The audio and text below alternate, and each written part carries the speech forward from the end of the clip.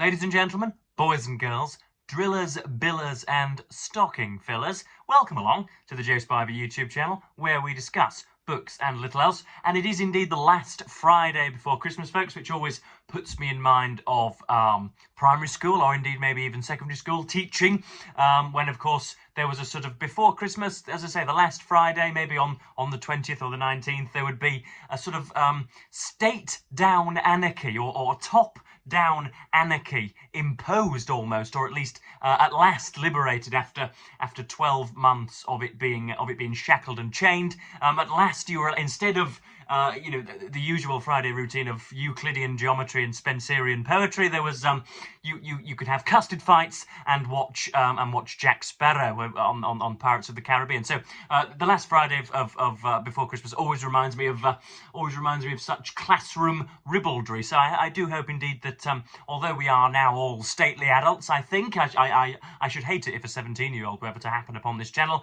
As we are all stately adults, I hope that on this Friday before Christmas you are managing to have a little inward fun of your own. But I am back with a book review, a strange thing indeed. I haven't been doing as much reading as I might have liked recently, because I've written 11,000 words in 7 days, folks, which I'm jolly proud of.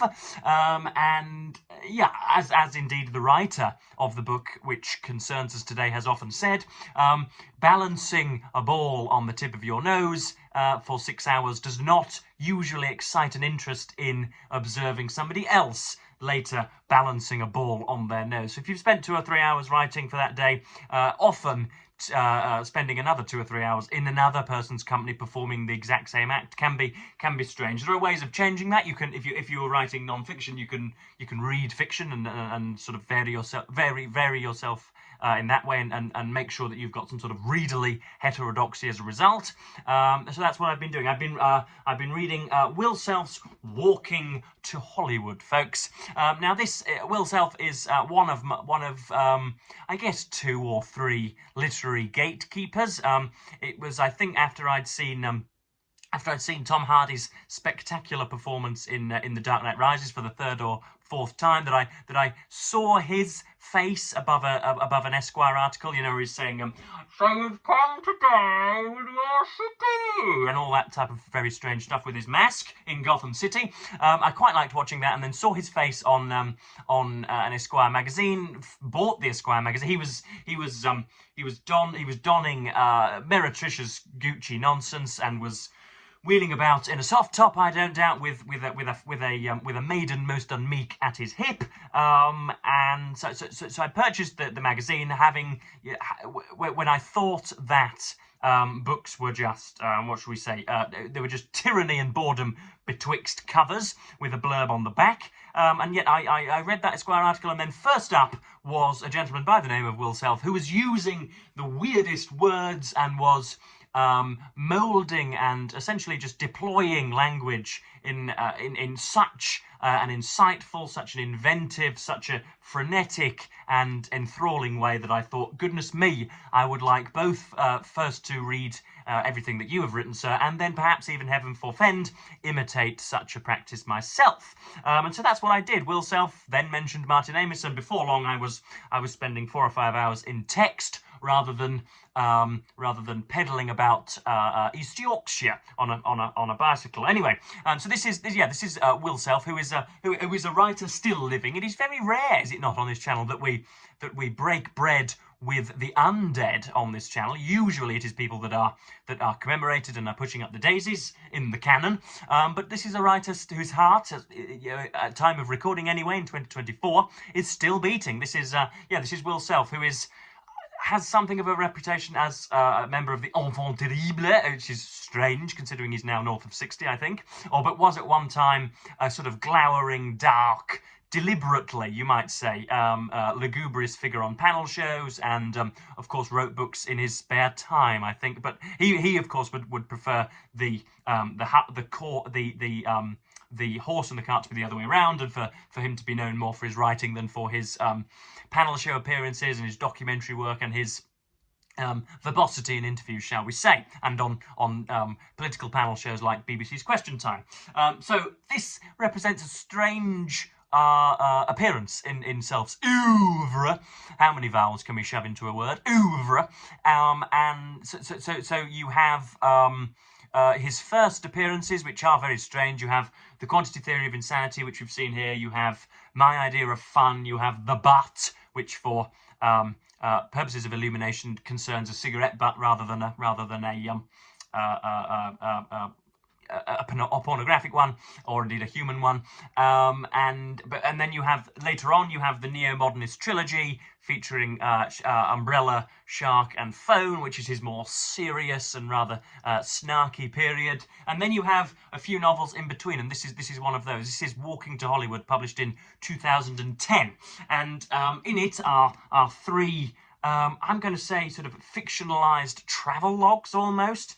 So they do concern Self, and there is never an invented character. The first person protagonist is never called Derek or Deirdre. It is always obvious that we are thinking about Will here. And so the first story is called Little Things, I do believe, and it focuses on Sherman Oaks, who is a childhood friend of the protagonist, of Mr. Self, who was a friend, but who struggled to make very many friends as a result of his dwarfism, and suffered from all of the other mindless and blinkered prejudices which obviously beset so many school playgrounds.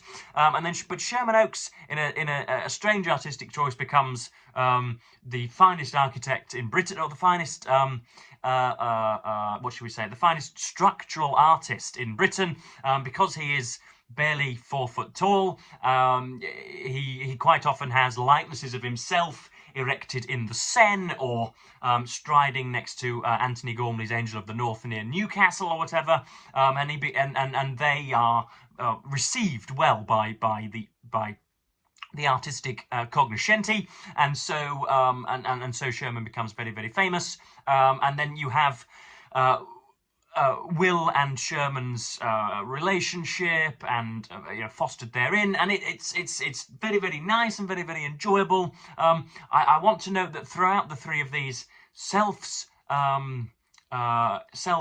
flirtation with social realism at the start, when he is most dismal and most normal, and when he's just shoving about the objects like most other writers spend all of their time doing, that is when he is absolutely at his best. And then when he goes into these nebulous and often indescribable peregrinations, and these what you might just call sort of burnouts of intense description, and is dealing with psychoses, that's when you start to lose people, which I suppose might be the very point of the exercise, given that he's trying to do justice to mental unwellness. So I think it's obsessive compulsive disorder in the first story. Then you have Walking to Hollywood, where Will starts to fail to suspend disbelief in much of the cinema that comes before him, and as a result, the scenes that he sets have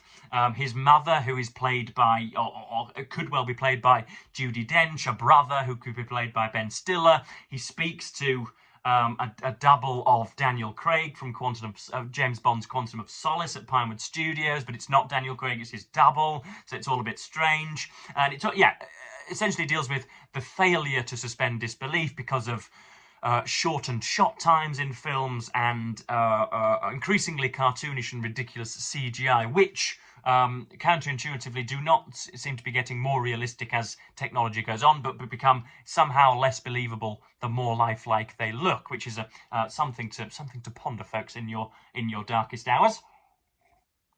And then we have the final story, which is why this book is of pertinent interest to me, utmost interest to me, is because he's along the East Yorkshire coast. The final mental abnormality, or I suppose malady, is Alzheimer's. That's what's dealt with in the final story, where Self begins to forget things and starts to live a post-it noted life. The entirety of his moorings have to be stuck to a fridge, and all's going terribly. And as in order to sort of psychically mirror that, he takes a walk along the east coast of Yorkshire from, I believe, right the way from Bridlington and Sewerby all the way down what is the fastest eroding coastline in Europe, all the way down past Hornsea, past Withensea, which really is a sort of playground of the soon-to-be dead, and then all the way down to Spurnhead and to Paul and to the areas which I have cycled so often in my life. And so I wanted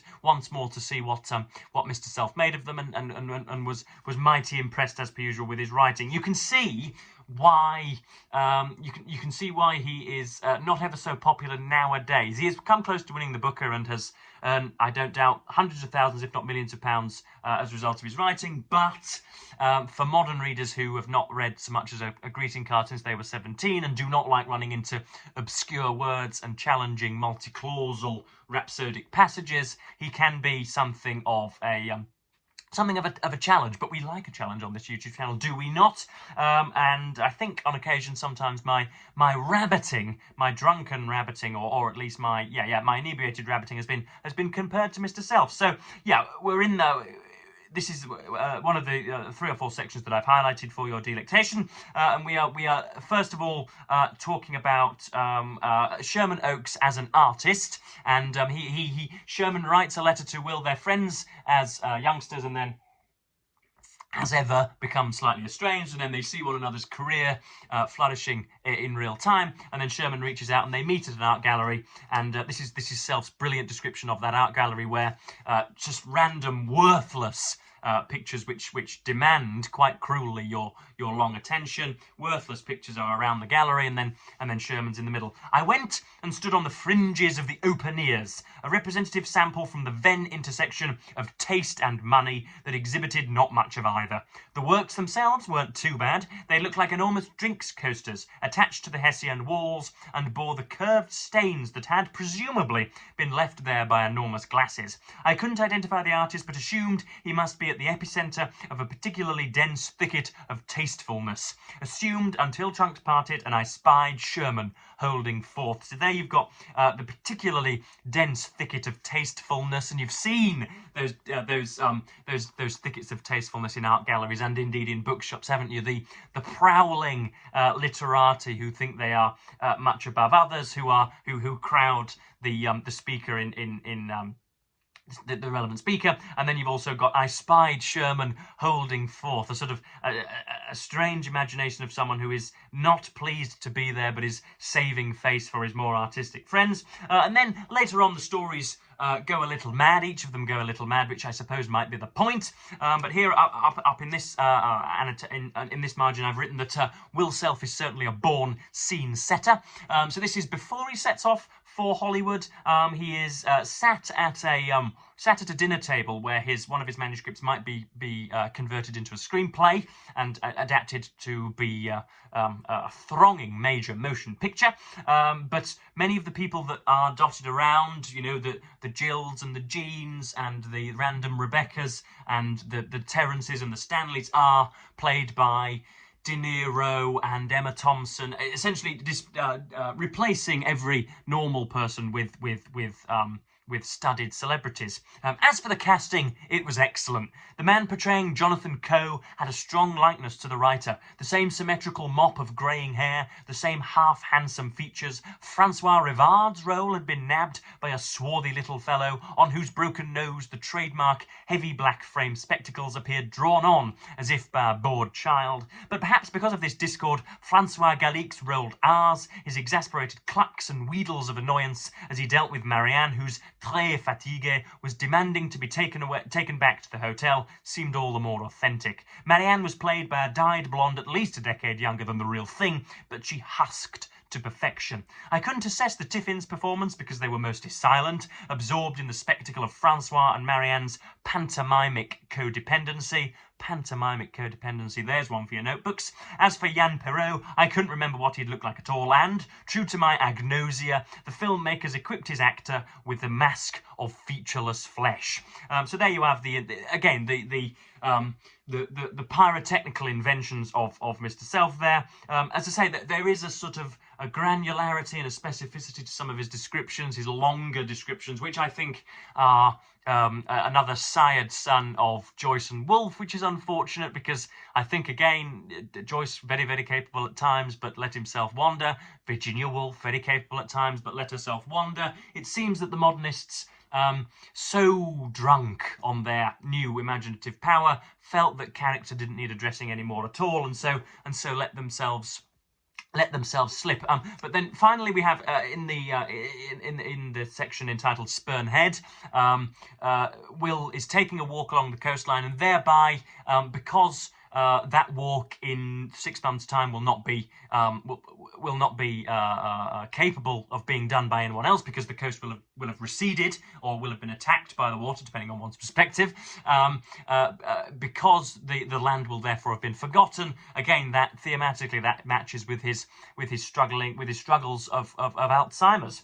So yes, this is him watching a program of Alzheimer's being portrayed on the television, and again the description of the besieged woman in question and the none so helpful daughter is again magnificent. Depressed and distressed, she sought alleviation, and throughout her miserable deterioration kept asking her daughter to take her to Southwold on the Suffolk coast, a picturesque resort where they had often holidayed and she had loved to sea bathe. But her daughter, in frank asides to the camera, explained that this was a wish she felt unable to accede to, for fear that her beloved mother would simply swim out to sea and submerge her own incomprehension in the liquid unknown. And this is the real good stuff, folks. Mercifully, the woman's memory quickly became so circumscribed that she was encased in a mere droplet of self-awareness, a permanent now, the silvery surface tension of which gifted her once more with girlish high spirits.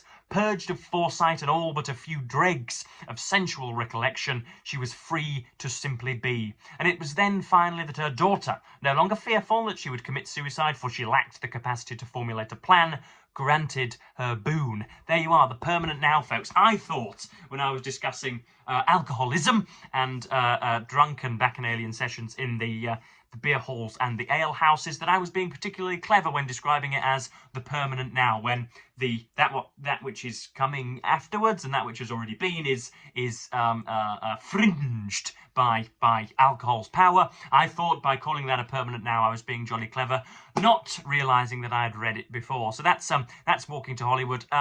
Yes, you will enjoy this book if you're a Selfian, a self-avowed Selfian like myself. How many times can I fit that into one sentence? But if you have only ever read Colleen Hoover, I don't know how such a juvenile reader would have stumbled upon a Joseph Spivey video. But indeed, if that is the case, you will not enjoy Will. Not that I want to perform professional closure, but just beware. It is jolly difficult, but that difficulty is, as we've seen with Trollope and with Eliot and with Byron and with Zadie Smith, we have seen that such difficulty bears its own rewards. But we do have a word of the book, something which I haven't been doing particularly often recently, but which I need to get back into. This is, people often wonder just how it is that I'm able to come out with such sesquipedalianisms, so many sesquipedalianisms. That's because I note very, very strange, esoteric and elongated words down. And the word of the book today, I mean, I could have picked about 25 from that unknown ensemble, that strange ensemble that is Self's prose. But today we've got viridian, VIRIDIAN, which is a bluish green colour, which I have likened in my on my post-it note to oxidized copper. So perhaps in the Maldives, or we do have a strange river water here in Britain. I don't know whether this is repeated worldwide, but sometimes around shopping centres where ducks quack and credit cards twang, there is a sort of bluey greenish water, which I suppose could be described as viridian, folks, viridian. So yes, that pretty much covers me for today. I do have a few videos in mind over the next few days. I'm going to do my best, best loved classics / books of 2024 over the next few days. Get those out to you volatile punters before Christmas Day, and then relax and, as per usual, gorge myself on the undiscarded giblets of Christmas Day lunch, and then ponder veganism probably after that, and then go from there. So yes, Thank you ever so much for watching, folks. I'll probably just nip under 20 minutes as per usual. And as always, thank you ever so much for watching, and say goodbye.